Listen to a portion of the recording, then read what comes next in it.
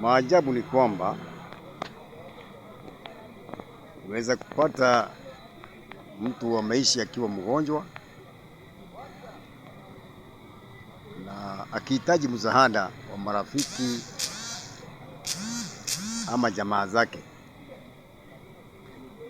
na wanajua kwamba anahitaji msaada, wanajua kwamba anapitia mazito na magumu na anahitaji kusaidiwa, na hakuna mtu anazungulika naye. Lakini jambo la kutisha sana ni kwamba ile siku watu wale watasikia kwamba ameaga dunia ama amefariki, ndipo watashughulika sana na watashumbuka katika mawazo zaidi, wakitaka kujua vipi amekufa, maombolezo ni ya lini, ni wapi inafanyika wapi, na kama pengine alikuwa anaishi katika mtaa ama town, basi inafanyika wapi. Sasa hiyo ndio wanakuwa na haja naye. Sasa mimi swali nauliza, mbona mwanadamu anakuwa wa muhimu wakati amekufa, ama maiti imekuwa ya maana sana kuliko mtu akiwa hai? Juu wakati mtu amekufa, watu wanasema kwamba wanampatia heshima ya mwisho, last respect. Nauliza, heshima hii unayepatia mtu ama maiti na hukumpa heshima wakati alikuwa hai, ni heshima aina gani hii? Ina maana gani kupatia maiti ama mtu aliyekufa heshima?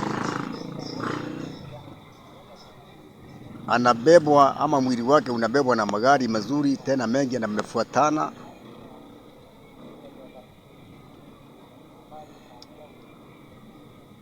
Wengine wanasema kwamba hawezi wakamzika na sanduku ama jeneza hovyo, lazima mshike na jeneza ya gharama.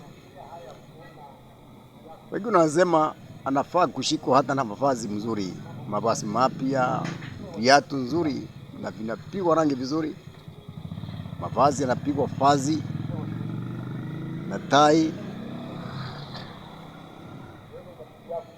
ili apatiwe heshima ya mwisho. Nasema huu ni ujinga na upuzi wa hali ya juu. Mwanadamu ana maana sana wakati akiwa hai. Maua haya mnapeana ama mambo haya yote mnayofanya kwa mtu aliyekufa, sisemi ni vibaya, lakini ila tu jambo ambalo linaniudhi ni kwamba mtu huyu wakati alikuwa hai, hakuna mtu alikuwa anamshughulikia. Wakati alikuwa anahitaji msaada, hakuna mtu alikuwa anamshughulikia. Ama pengine ametoka kijijini ameenda mjini, amekaa muda mrefu bila kupatikana kwenda nyumbani, hakuna mtu anashughulika anaishi wapi, hakuna mtu anashughulika naye ni jambo gani ama ni mazito gani anayekumbana nayo. Kuna mtu hata anayempigia simu apate pengine magonjwa na wengine wanajue na wana uwezo wa kumshughulikia, hawawezi. They are less concerned. Haja gani tena wakati amekufa ndio mnashughulika sana?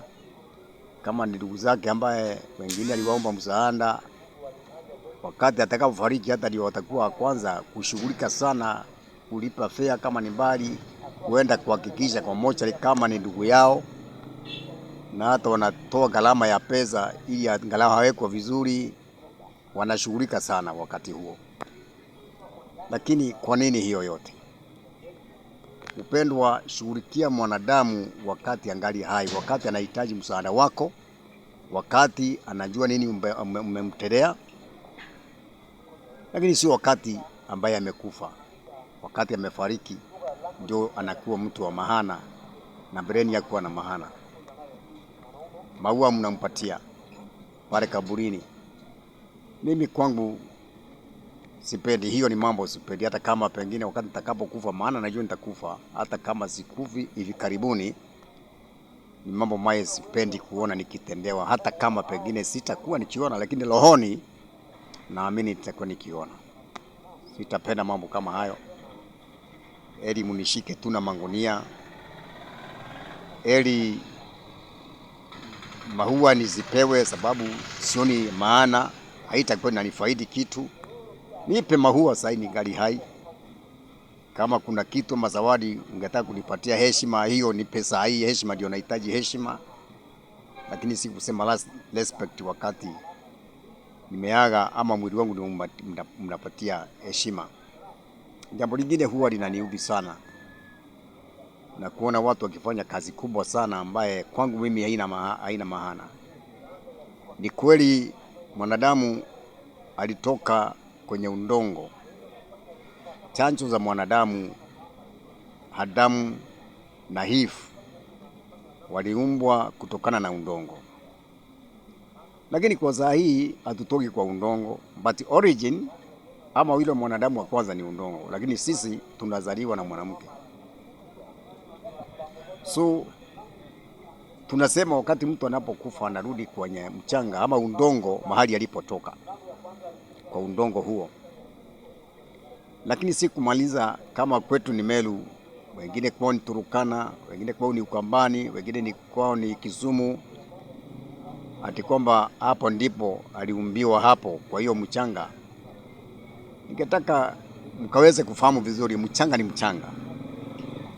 Mchanga wa Marekani, mchanga wa Russia, mchanga wa Kenya, mchanga wa Tanzania, mchanga wa hapa kwetu kama ni Samburu, kama ni Marsabit, kama ni upande wa Mombasa, mchanga ni mchanga. Mahali mtu amefia arudishwa kwa mchanga huo, sio lazima apelekwe kwa kijiji chao, kwamba mahali ambapo jamaa zao wako, na mchanga ni mchanga. Maana ya mwanadamu alipokufa inanishinda sana. Nini mnatafuta na maiti? Mnashughulikia maiti ambaye haina maana, yaani heshima yake mpatie wakati ako hai.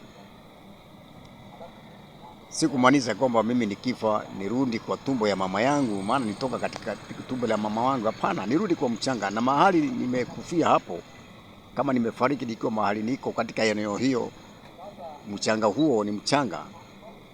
Dunia yote ni ya Mungu na mchanga wote ni wa Mungu, ardhi yote ni ya Mungu. Kama nilitoka kwa mchanga, lazima nirudi kwa mchanga. Mafumbi nirudi kwa mafumbi, nirudishwe hapo ndipo. Hakuna tofauti ya mahali katika kijiji zetu ziko mchanga huo na ule mwingine, si tofauti. Kwa hiyo sioni haja ya watu kusumbuka.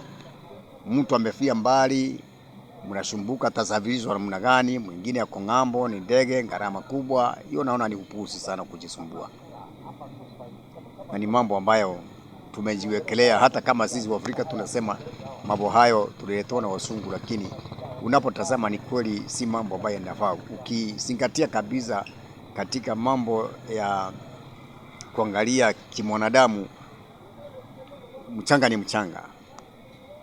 So ningetaka kusema ya kwamba patia mwanadamu heshima akiwa hai, lakini si kungoja wakati atakapokufa. Ana haja yote ile.